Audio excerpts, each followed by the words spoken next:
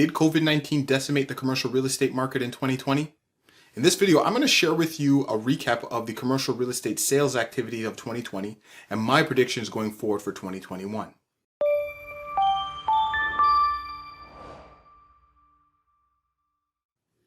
So 2020 was a crazy year to say the least. With a global pandemic, a lockdown of all activities, and businesses fighting to stay solvent, with this, investors are hoping to breathe a sigh of relief in 2021. The question is, will this be the case? Most of us at the time of this video are in a lockdown for another 28 days. So what does this mean for commercial real estate? Before I jump into what you can expect for this year, let's take a look at the sales activity and statistics from last year.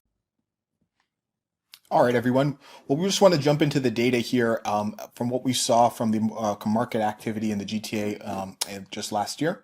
So what I totaled up here was the total number of transaction and the dollar volume on a year-over-year basis, comparing last year, 2020, to 2019. In 2019, we saw 1,657 transactions, roughly about $17.1 billion of total sales volume. 2019 was a good year in terms of the activity in comparison to previous years.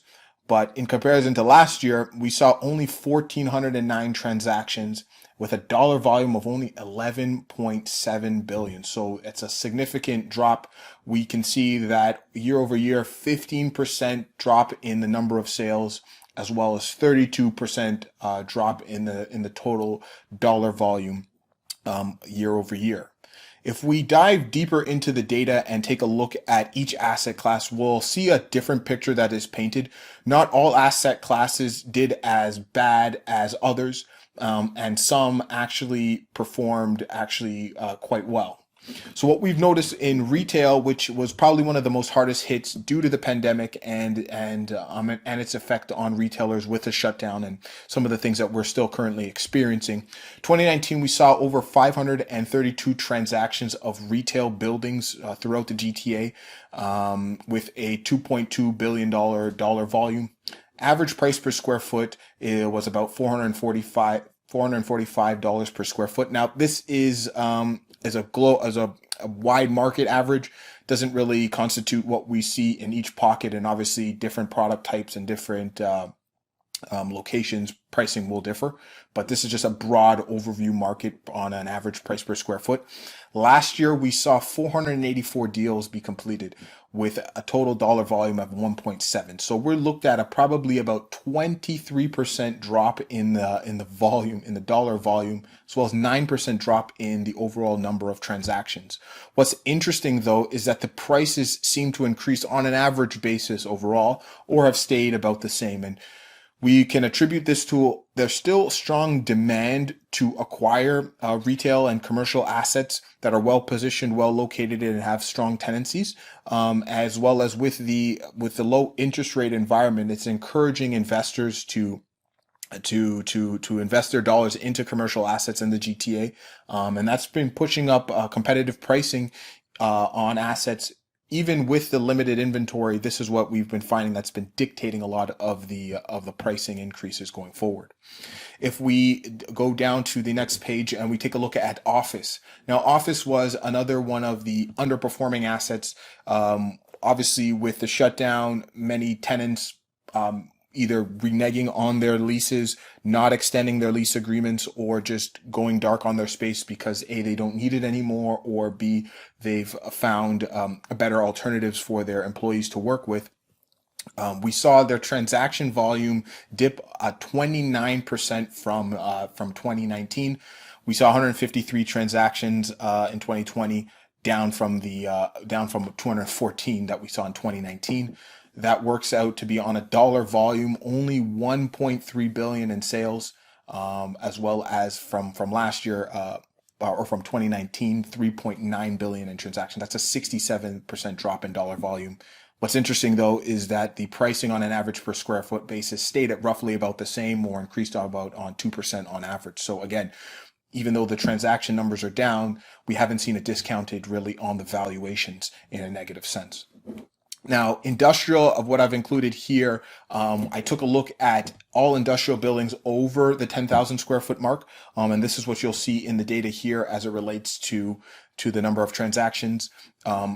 Industrial saw sales numbers decrease 21% from 2019 at a total number of 278 sales, and as well as a decrease in the dollar volume of negative 31% from the year previous. What we did also see is pricing stabilize and stay about the same at around a 2% average on a price per square foot mark. Now, what I can say with a lot of this is that industrial's been one of the top performers in the market just because of, again, the lack of inventory, the demand for warehousing and manufacturing has put pressure on the existing supply, and we've seen strong pricing growth in different markets. If we were to break down these transaction numbers even deeper into different markets, you will see definitely a trend in certain markets that have been pushing pricing up significantly, specifically York region, obviously Peel and the Etobicoke area, where majority of a lot of the demand to locate is. If we take a look at the apartment market, I took a look at, again, all apartments over 10 units. We saw a total number of sales at 125 deals. That's actually down 13% from the previous year, with a dollar volume only of 2.1 billion, which is, again, down 22% from 2019. And on a per unit basis, we saw a decline in the pricing to about 2%. I figure this is probably negligible. Because depending on an average, depending on the location, we've seen either pricing stay the same or increase in the market. Again, apartments have been a strong performer when they are available to acquire, because individuals are looking for safety and stability within it. And even through the pandemic, they have shown to perform better than a lot of the other asset classes. The final segment that we took a look at is land, residential land, or land that's designated for residential development. This was probably one of the top performers in terms of the number of activities, but even that was down 11% in total number of sales from 2019, where we only saw 369 transactions completed, as opposed to 416 we had in 2019. Which equates to a dollar volume decrease of 12% from 3.8 billion that we saw this year from the 4.3 billion in total transactions in 2019. So this gives you an idea kind of what we've been seeing, trends over each asset class as they break down, and kind of I can walk you through some of my predictions and what to expect going forward into 2020. So what you can expect to happen in 2021. I boil it down to three things. Number one, the vaccine. With the Canadian government announcing the approval and receipt of the vaccine, the goal now is to get all high-risk Canadians vaccinated. These are all our frontline workers, nurses, and doctors. There's an estimated 4 to 4.5 million high-risk Canadians that will have to be vaccinated before we can see a reduction in the restrictions.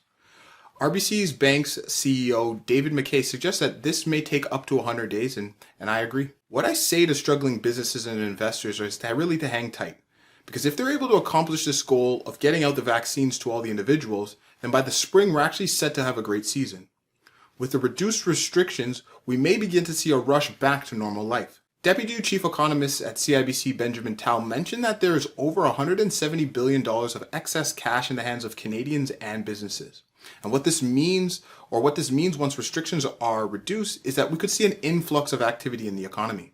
The second thing to look at is interest rates and government intervention.